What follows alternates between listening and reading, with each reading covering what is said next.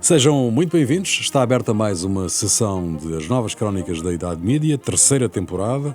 Eduardo Oliveira e Silva, Luís Marinho, Luís Marques e Rui Pego. A empresa pode ser comprada pelo grupo MFE, Media for Europe, da família Berlusconi. A notícia é do Il Messaggero. Media for Europe é um grupo da família Berlusconi, como disse, com operações de televisão em Itália e em Espanha, presumo que também na Alemanha. O ECO falava numa posição acionista de 75% a adquirir pelos italianos. Luís Marques, o que é que nos podes adiantar? Pouco mais do que aquilo que já se sabe. Esta transação era, enfim, exatamente com este parceiro, especificamente, só agora se sabe que é este, mas como é público que a família Balsemão há longos meses procurava parceiros, foi aliás assumido publicamente pelo Francisco Pedro Balsemão, atual CEO do grupo. Isso resulta da necessidade de capital do grupo e da urgente necessidade de injeção de liquidez. Isso já sabia, portanto foi mais ou menos assumido publicamente. O que se sabe agora, portanto, é que é o antigo grupo Mediaset, agora, portanto, tem outro nome, que foi o que acabaste de referir. A surpresa aqui é a dimensão da participação dos italianos. 75% contra 25% significa que a família Balsemão passará a ter uma posição minoritária no grupo, coisa que é um pouco surpreendente porque o Dr. Francisco Pinto Balsemão, fundador do grupo e ainda chairman, sempre assumiu que não quereria ter uma posição minoritária e que preferiria vender tudo. Aliás, está nas suas memórias, portanto, essa declaração. Exato. O que é que se passou agora, entretanto, para ser assim, não sei, mas o que eu sei é que é uma boa solução para o grupo, na medida em que se alia a um grupo que está numa fase de expansão, de consolidação a nível europeu, com uma estratégia muito agressiva de aquisições. Acabou de adquirir um grupo importante na Alemanha, é líder ou co-líder em Espanha com a Antena 3 e com a 4, está a comprar a cadeira SER, que é o maior grupo de rádios em Espanha. O CEO deste grupo, que é filho do Berlusconi, tem aparentemente uma visão estratégica muito interessante, acha e bem que este grupo, que este setor precisa de escala e precisa de concentração, e estão nessa estratégia. Para o grupo empresa, ter um aliado desta natureza é bom. É claro que é sempre pena que uma família portuguesa, e ainda por cima esta em particular, perca o controle do grupo, mas isso enfim, a lei da vida, como diria o António Guterres, e é assim mesmo que as coisas são. Portanto, e este parece ser, e tenho certeza, aliás, portanto, que é uma boa solução, negociada já há longos meses, tanto quanto sei, e que só agora soube, por uma fuga de informação, tanto de um responsável de Itália. De Itália. Porque a notícia inicial é do Messaggero, que foi durante uma reunião, portanto, a apresentação de resultados da Mediaset, tanto que o diretor financeiro, tanto, disse que estavam a negociar em Portugal. Portanto, foi a partir daí que se soube e que desencadeou este processo todo. Agora, como é que isto vai acabar? Falaremos mais a seguir. Mais tarde. Vamos falar já a seguir. Mas apareceu, entretanto, um empresário português que diz que está muito interessado na compra será o líder desse, o coordenador desse grupo. Que é o chairman da GCI Media Group, que eu nem sei sinceramente que grupo é. Não, é um grupo... na realidade, a principal atividade dele está concentrada numa outra empresa, que é a MC Consulting, que tem atividades financeiras, sobretudo no Médio Oriente. Aliás, ele afirma que tem um banco no Dubai que está a financiar esta operação. Ele, tanto quanto se sabe, é um empresário muito ligado à área do futebol, portanto, tem operações nessa área, compra e venda de jogadores, enfim, e de outro tipo de investimentos neste setor especificamente. Eu não conhecia, portanto é agora ser público. Tem também um braço neste grupo, nesta área dos média, que é esta empresa GCI Media Group, que o Luís agora acabou de referir. que tem a particularidade de ter dado recentemente emprego ao filho de António Costa, ao Pedro Costa, que não tem mal nenhum, como é óbvio. Claro. Agora, quem são os outros empresários que estão com ele, que ele diz que estão com ele, não sei, falam-se em vários nomes, mas não quero adiantar nenhum porque não está confirmado e, portanto, enfim, não quero entrar em nenhum tipo de especulação. Agora, é provável que venha a acontecer mais, né? Quer dizer, que isto seja apenas o primeiro grupo que apareça e que possam aparecer outros, porque há aqui uma disputa que pode ser interessante do ponto de vista da especulação financeira. Ou seja, mas não é estranho, Eduardo, não é estranho que sabe-se desta necessidade de abertura da estrutura acionista da empresa há muito tempo. Nunca se ouviu que nenhum empresário português ou um grupo de empresários estaria interessado em avançar para isso. E, de repente, quando há uma possibilidade de negócio, ou um negócio que está a ser desenvolvido e tricotado com os italianos, é que aparecem estes empresários portugueses.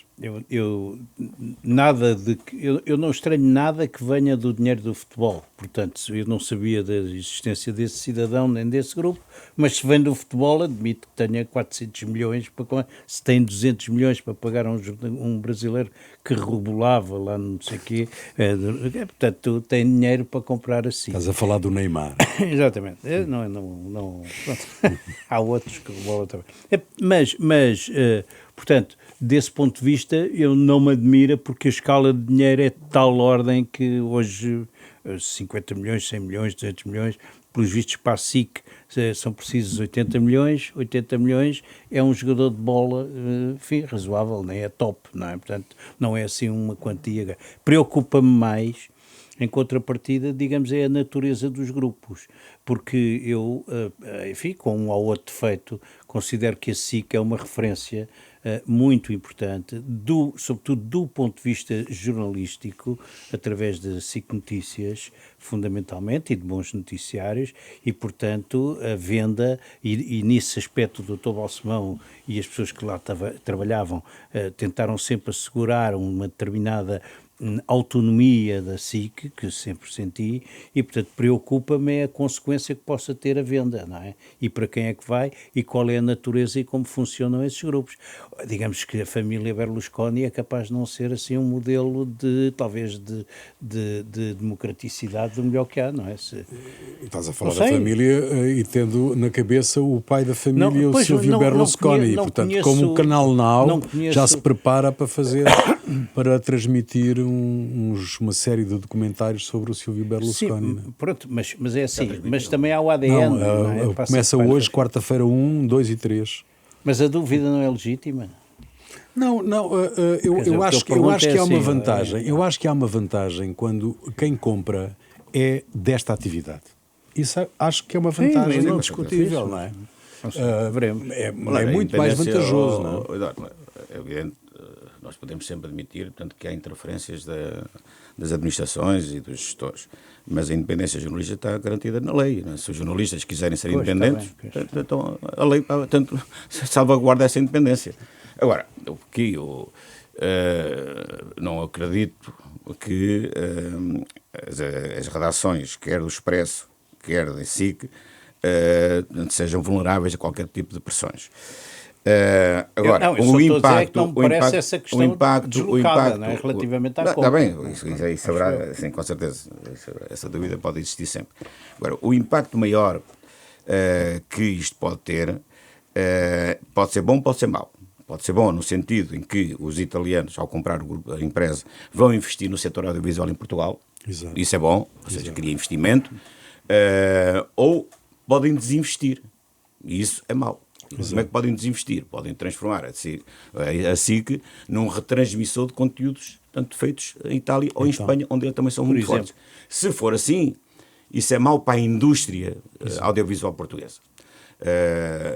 Uma indústria que está em forte crescimento em todo o mundo, e Portugal, aliás, tem uma posição com alguma relevância.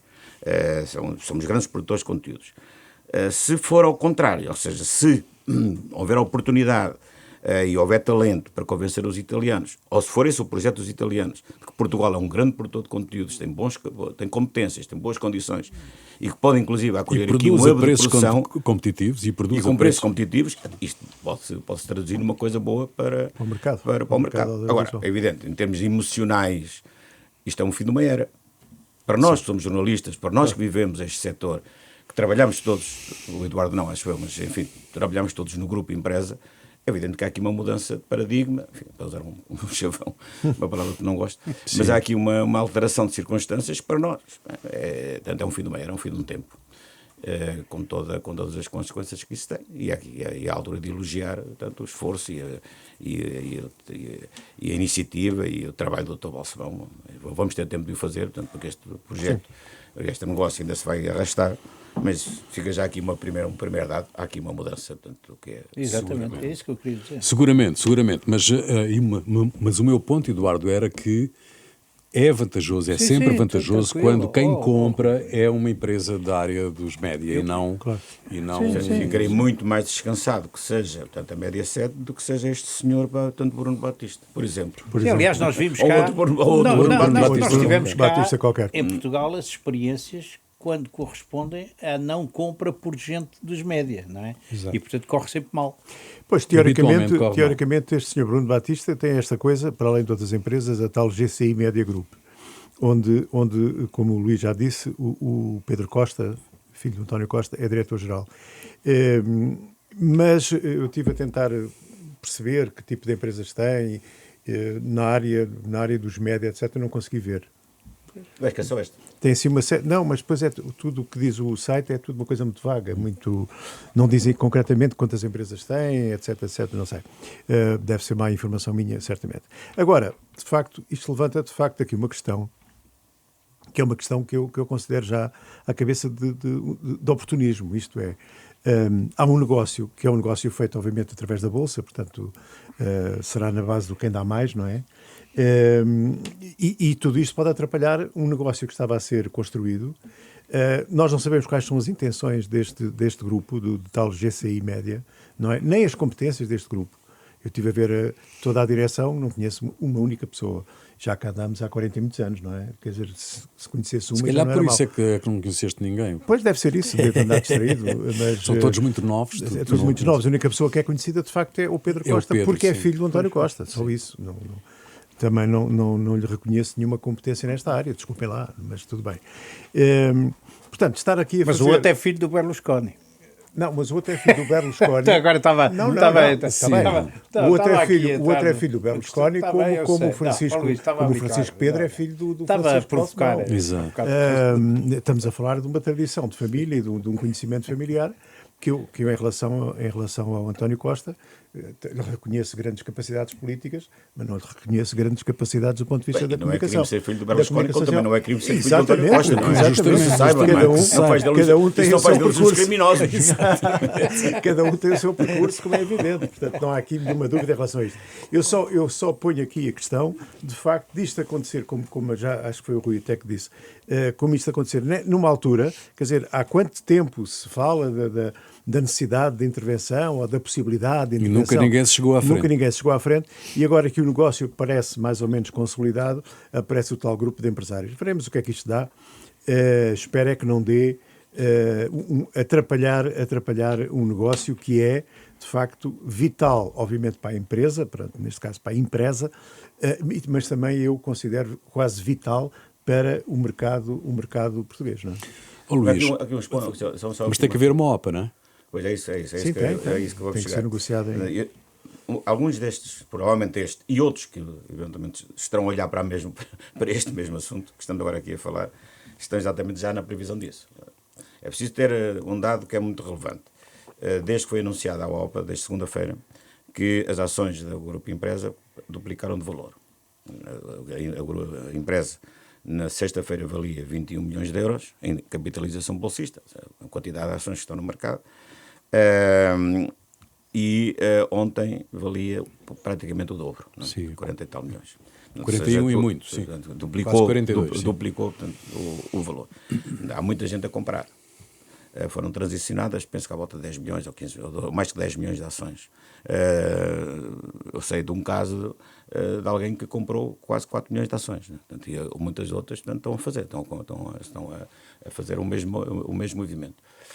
O que significa que muita gente está a posicionar para aquilo que vem a seguir, ou seja, que é uma valorização superior à cotação atual. Portanto, é preciso manter esta pressão sobre o preço.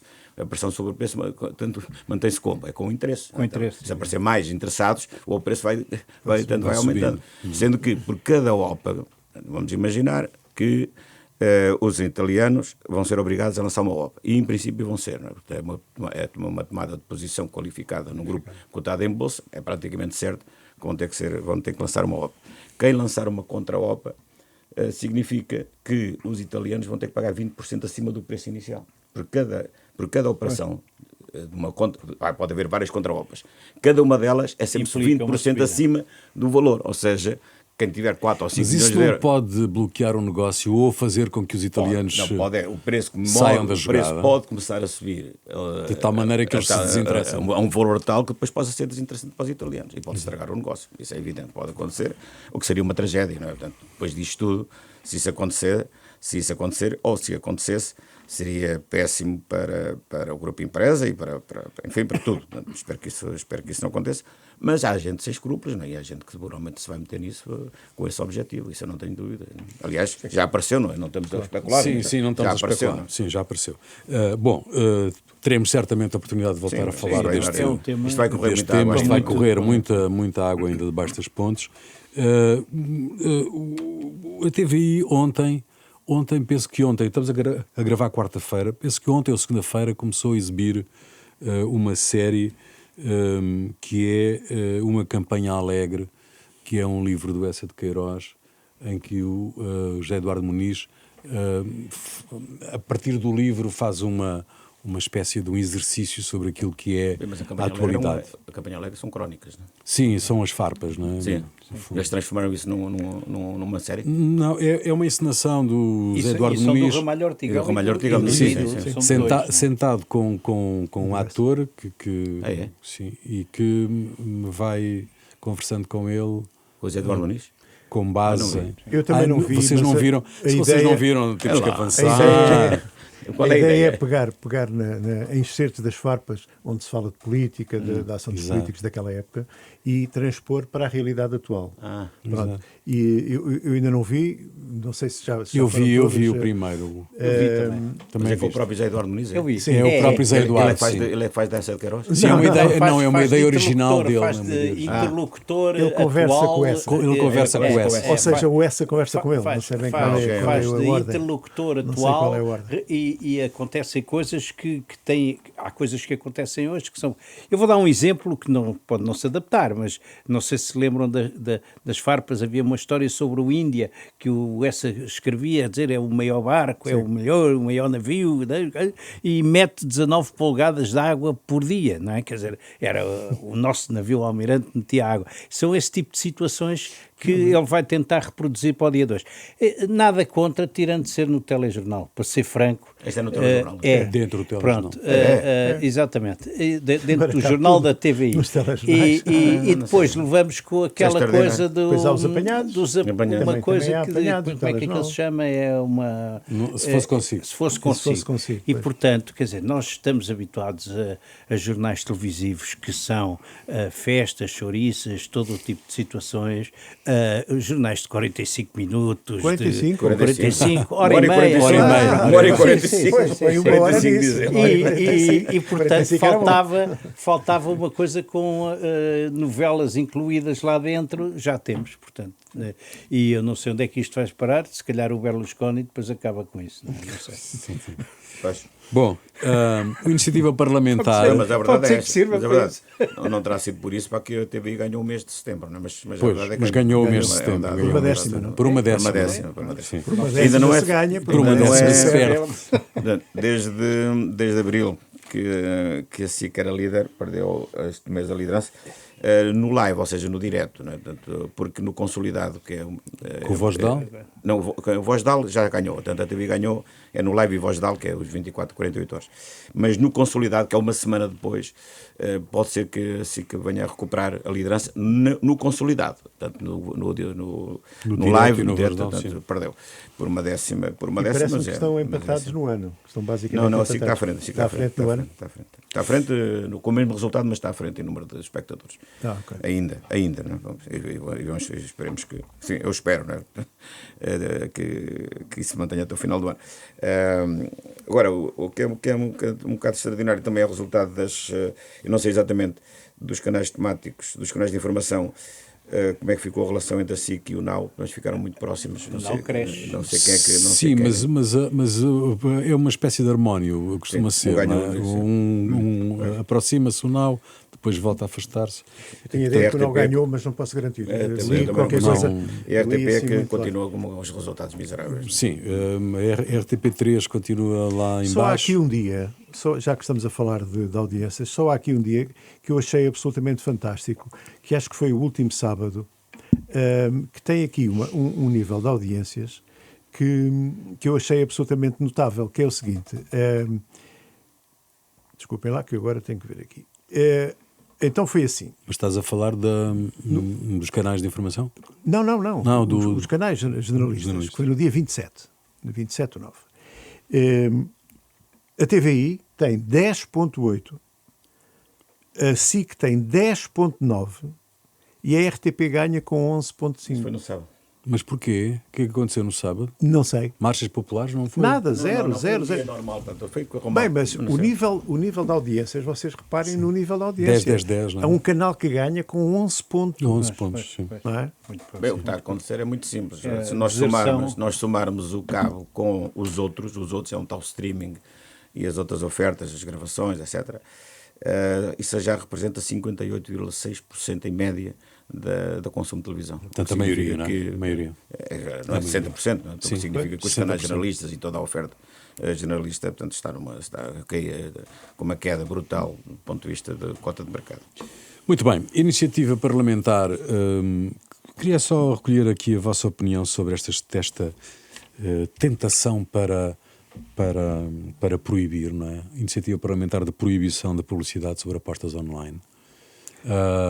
Com restrição que não me parece mal, mas quero saber a vossa opinião sobre a restrição de acesso de figuras públicas à publicitação de apostas online. Bem, eu gostava de começar por aí porque tenho um caso na família, portanto, que é um caso grave de adição ao jogo e, portanto, digamos que sou um bocadinho parte interessada, enfim.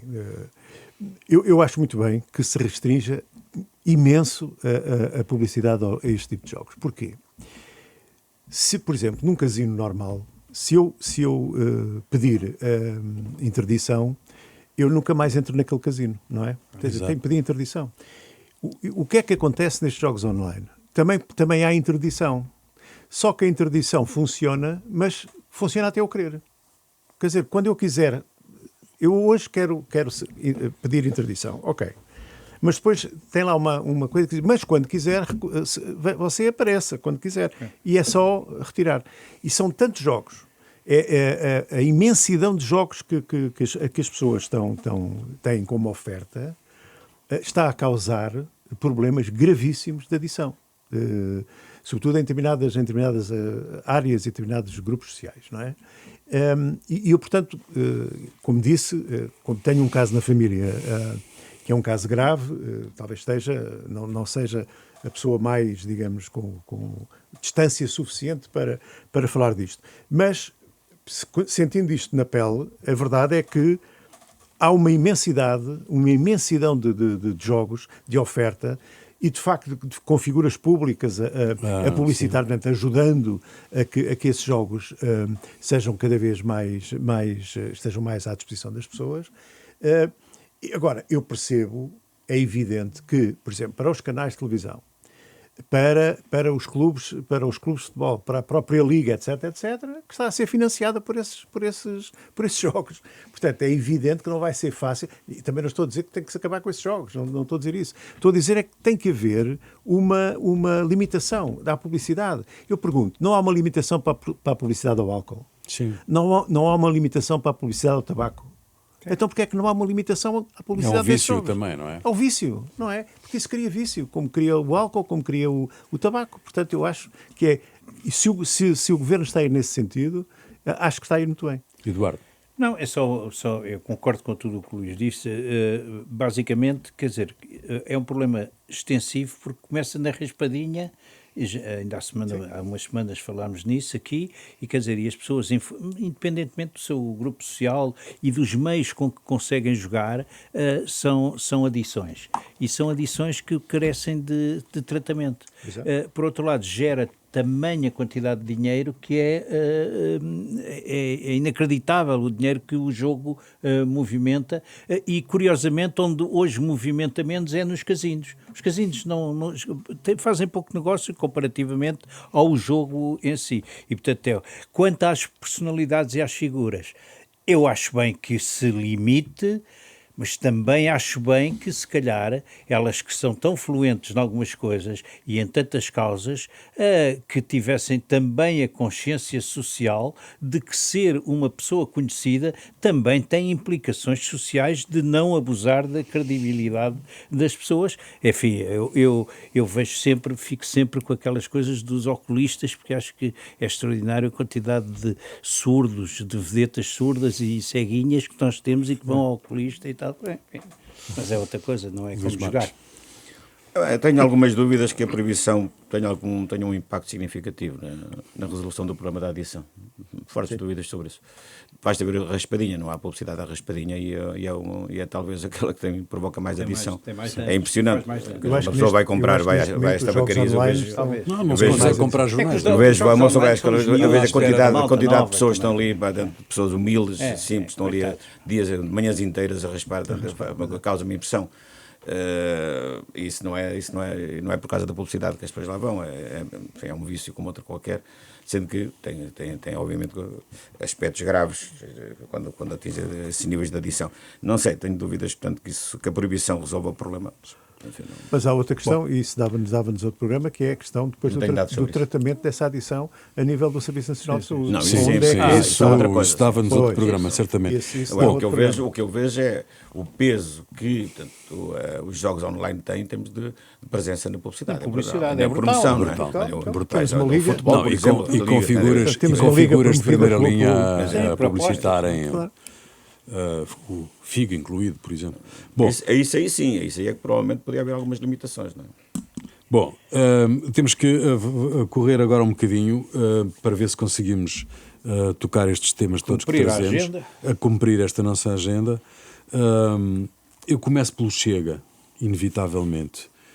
Mais uma sessão de episódios que destroem qualquer módico de credibilidade que se possa tentar construir, a sondagem que afinal é um questionário, a legendagem do vídeo que escrevia porrada em vez de morada, o deputado beijoqueiro, bom, enfim, sentado na mesa da presidência da Assembleia da República.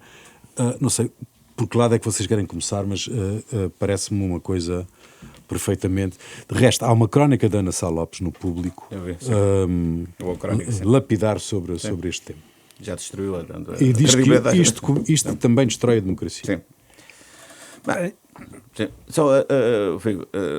Sobre isso vocês falam sempre, porque eu vou falar num caso concreto muito específico, portanto, que tem a ver comigo, que é o facto do Militar Ribeiro ter saído. Que há dias estou de Pombal e temos lá uma tertúlia onde ele foi falar com os outros candidatos, portanto, à Câmara, com os outros dois candidatos à Câmara, do Partido Socialista e do PSD, e eu estava a ouvir o Militar Ribeiro e estava a pensar o seguinte: o que é que este homem faz no Chega? Exato. E saiu. Saiu do Chega, mas não saiu de candidato. Não saiu já saiu do candidato. Já saiu de candidato. Já não é candidato. Já não é candidato. É o número 2 que ficou, portanto, que ficou. Mas realmente enfim, eu não fazia lá nada, portanto, o tipo de pensamento, fiquei, aliás, bem impressionado com ele, coisa que já tinha boa impressão dele. Posso concordar ou discordar das posições dele, mas que são bem fundamentadas, são bem estruturadas, têm um pensamento que a sociedade tem, e não fazia lá nada, ainda bem que saiu. Quanto ao resto... Ainda acrescentava aí duas coisas. A Rita Matias, que não se arrepende, depois de ter feito um negócio, um acordo com a família da criança, do nome dos pais da criança, de uma das crianças a que elas deu o nome, escreveu o nome nas redes sociais, e o Governo Sombra. Bom, duas coisas para mim. Há duas... Em primeiro lugar, hoje estamos na quarta-feira a gravar. Sim. Há 2 dias que o Ventura não aparece e há noticiários de rádio que estão a abrir porque ele não aparece. Portanto, faz falta. É já uma adição. Não é? Não, enfim, a Rádio Observador, hoje de manhã, não se calava com podia... onde é que anda o Ventura. Mas se calhar a Assembleia podia tomar uma iniciativa também de proibição. Não, mas quer dizer, amanhã pode ser convidado para uma entrevista na televisão. Mas quando nós, não pode acontecer, quando nós nos queixamos de uma sobreexposição porque ele está em todo o lado, depois quando ele não aparece, também é notícia. Os jornalistas... Não, mas na televisão tem aparecido, até apareceu a dizer isto Rui, estou-te a dizer, hoje é quarta-feira, não tinha agenda na segunda nem na terça. Nem na terça. A notícia da manhã era onde é que é lá, o que é que se passa e tal, não sei o que. Não sei se teve alguma recaída lá daquelas coisas. Quanto a estes episódios que tu falaste, da sondagem, do vídeo, dos deputados, e em menor grau da Rita Matias, eu acho que é preciso olhar para o Chega de duas formas. Primeiro, na forma em que eles têm razão, no fundo em que crescem, porque vão a temas que dizem respeito às pessoas e que afetam as pessoas e a vida das pessoas, e depois há outro que é o modo de fazer política, e eu aí faz-me lembrar aquela crónica do diretor do Público, do... Vicente Jorge Silva. Isto é a política rasca, no fundo, e é mesmo política rasca, e a forma rasca de fazer política. Não sei se isso vai continuar assim, se vai crescendo, mas em algum sentido é pena, porque o Chega tem razões para crescer e os outros e as governações dão-lhes razões para crescer. Mas Eduardo, como é que o Trump ganhou as eleições nos Estados Unidos? Com política rasca. Foi assim? Claro. Está bem? Não quer dizer que não se tenha razão de vez em quando, não é? Não, e o Trump também tem razão em algumas coisas. Exatamente, então não. Eu só gostava pegando nisto, tinha aqui tomado nota de uma crónica do Pedro Norton, a última crónica que ele escreveu no Público, chama-se Alguém Quer Ser o Kerensky Português, e faz aqui uma análise interessante, não é inédita, mas obviamente ele fala normalmente bem, as crónicas dele são normalmente grandes crónicas. O que ele defende é um pouco o entendimento ao centro. Ele não fala do Bloco Central, fala a única forma de travar o Chega, a única forma de travar a extrema-direita é se o centro, não é? Se o centro se entender, mas entender no sentido de resolver de vez os problemas centrais da vida dos portugueses. Parece-nos neste momento completamente impossível, não é? Quer dizer, eu hei de falar aqui à frente do enigma que revela isto agora tudo. Agora se viu com leite estrangeiro. Exatamente. Portanto, o PS e o PSD parecem dois garotos que têm birras. Não é? Falaste com aquele, não falo mais contigo. Tu falaste com o outro, então não falo mais contigo. Portanto, são duas crianças que têm birras. E são as duas crianças que apesar de tudo, apesar de tudo, congregam uma parte substancial do nosso eleitorado. O Montenegro parece mais pendular. Que se vai perdendo, não é? O problema é que essa faixa de eleitorado que está no centro se está a perder cada vez mais para a extrema-direita. E, portanto, ninguém se vai admirar que daqui a 2 ou 3 anos, quando houver eleições, naturalmente temos aqui a grande surpresa, que nessa altura até nem será surpresa, de termos um senhor chamado André Ventura como Primeiro-Ministro. Luís Marques, mas diz-me lá uma coisa, mas tu podes ter razão numa série de coisas e de ação política, mas não precisas de fazer uma política rasca, não é? Mas está na natureza deles, não é? Não é novidade nenhuma. Já foi não assim. Não é novidade, não é novidade. Já foi assim em outros países, também já foi assim cá. Enfim, é a maneira como eles fazem a política. Podemos gostar, podemos não gostar, agora que tem alguma eficácia, tem. porque apela a uns sentimentos, aos instintos mais básicos das pessoas, ao senso comum, às pessoas que estão contra tudo, às pessoas que estão contra a política, estão contra os políticos, que acham que são todos uns bandidos, uns corruptos e mais ou menos coisas, e outras coisas parecidas. E, portanto, eles falam para essa gente, falam para esse tipo de público. E esse público, a verdade é que esse público existe em grande número. Existe cada vez a maior número. Agora, pensar que o PS e o PSD se têm que juntar para resolver os problemas e impedir, acho que isso é uma ilusão, isso não vai acontecer. Pois é, não, atenção, eu não estou a dizer que isso é possível. Infelizmente não é possível. Ou então, quando se chegar à conclusão que isso é necessário, já é tarde demais. Já é tarde. Esse é o problema. Bom, autárquicas foi o arranque da campanha eleitoral. Habitação e criminalidade, por exemplo, dominaram o debate no Porto, onde, ao que parece, está tecnicamente empatados o Pedro Duarte e o Manuel Pizarro. O Metrobus, ligeiramente à frente. Ligeiramente, 32-29. Minha surpresa, por acaso. Sim, o Metrobus é um enigma, mas eu deixo isso para depois, para qualquer de vocês. Como é que foi possível chegar a este estado? Agora, todos querem reformular este projeto do Metrobus, por exemplo, é um exemplo, mas o Chega não quer é que o Estado devolva 80 milhões que já gastaram no Metrobus à autarquia do Porto. Deixa-me só dar aqui uma nota antes. O que é extraordinário é que o Metrobus não está a funcionar no Porto. É uma proposta do Moedas para Lisboa. Não, era o meu enigma. Era mas os 80 milhões. É uma coisa surrealista, porque agora também há gente que anda de bicicleta na pista que era suposto ir para o Metrobus no Porto e anda de patins e tal, e agora também não quer o Metrobus, que aquilo é porreiro para andar de bicicleta. E entretanto foram 80 milhões à viola. E não há Metrobus, e já uma vez falámos aqui, porque aquilo depois também não dá a volta, e realmente o Isaltino Moraes e o Presidente da Câmara de Lisboa vão se meter naquilo. Aquilo é um autocarro com uma faixa própria e alimentado a energia, não é, nem sequer é elétrico, é oxigênio, não sei o quê. Pronto. Quem foi o autor da ideia? Não sei, mas há uns países que têm isso. Não, mas quem foi o autor da ideia cá no Porto? No Porto, não é capaz de ter. Não sei se vem do Rui Moreira. Moreira. Sim, vem do Rui Moreira. Bom, Dores Meira deixa-me só dizer uma coisa sobre autárquicas: é que há tanto debate, que eu já estou completamente saturado dos debates, porque também há agora um novo canal do Sérgio Figueiredo, e cada vez que ouço, que ligo uma televisão, há um debate. Mas sabes como comando? Não, eu sei. Não, tenho visto. Não, eu vou-te dizer. Eu estou a falar de canais portugueses. Tenho recuperado coisas da Aide e do Marco.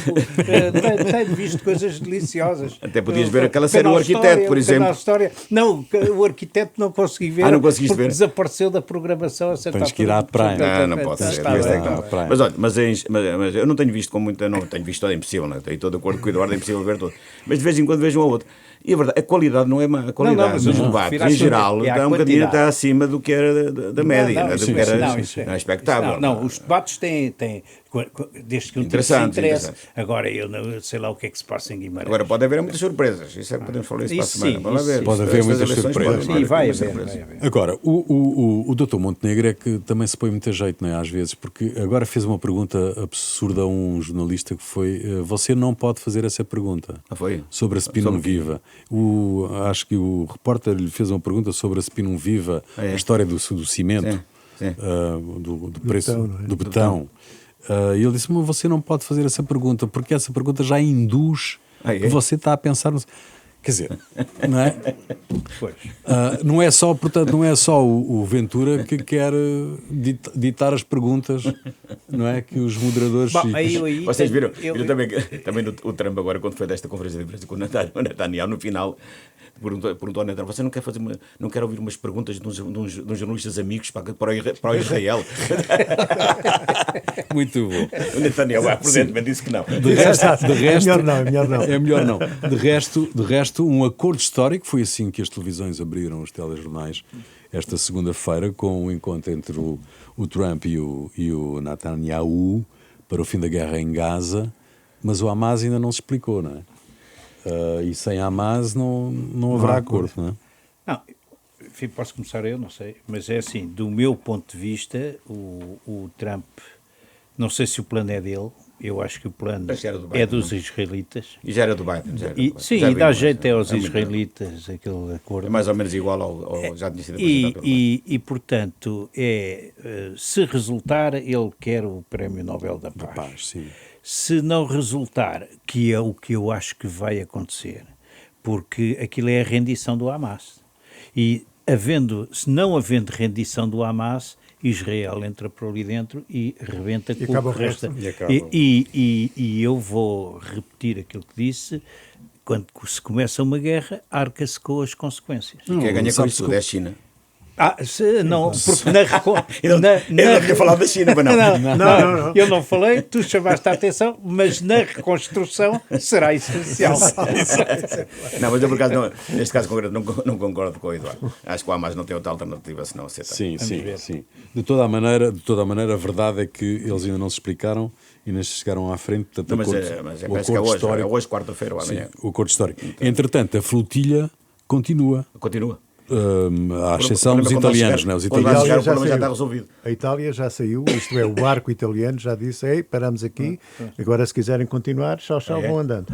Porque a Meloni aconselhou a que a flotilha desse meia volta e saísse, até porque, segundo, penso que foi ela mesma que disse, que pode até afetar o acordo de paz e tal, agora, porque já se vive este momento diferente e tal. Estes italianos não são. Mas não parece que a flotilha passe, não parece que a flotilha pare, não é? De qualquer forma. Também não sei para onde é que vai dar. Estes italianos não são descendentes dos romanos conquistadores, avante mandam tropa. Mas seria um fim magnífico para esta, tanta aventura da flotilha, não é? Chegarem lá com o problema resolvido. Pois não era? Era um sucesso. Um sucesso. E até os deixavam entrar. Muito bem. Já a seguir, os grandes enigmas e outras histórias. Os grandes enigmas, quem quer começar? Eu posso começar. Luís Marinho. O meu enigma é porque é que o PS não aceitou integrar a Comissão para as comemorações do 25 de novembro. Justificação de Brilhante Dias.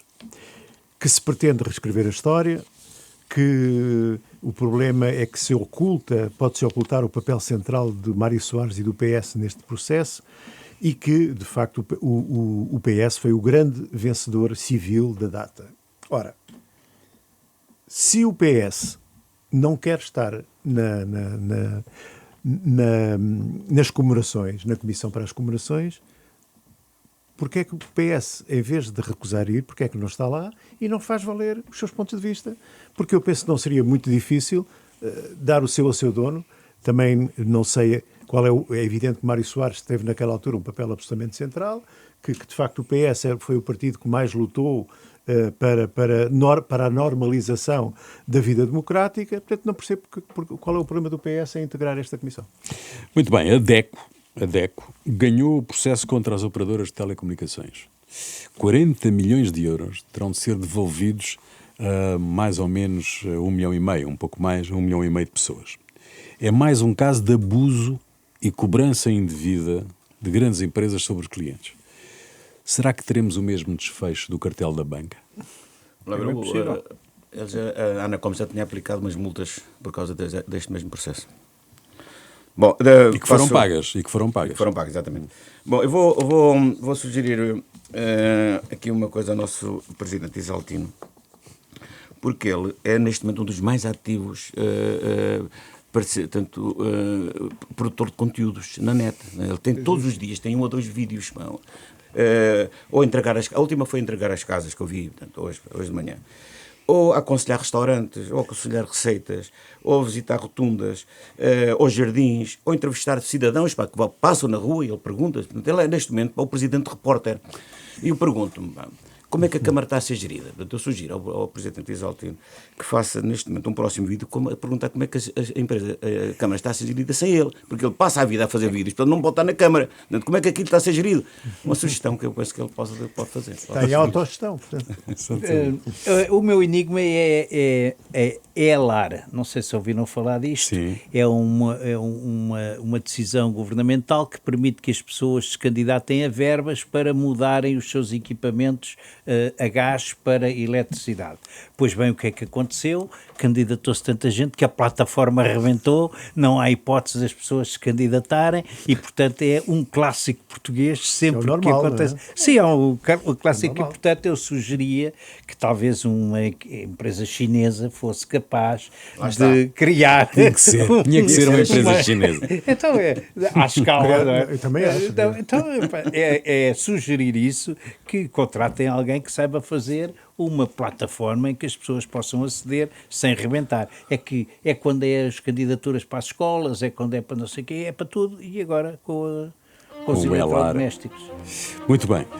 Termina aqui mais uma sessão das Novas Crónicas da Idade Média, um programa de Eduardo Oliveira e Silva, Luís Marinho, Luís Marques e Rui Pego, produção de Marina Duarte, desenho sonoro de António Fialho, cuidado técnico de Beatriz Garcia, imagem de Ricardo Fortunato.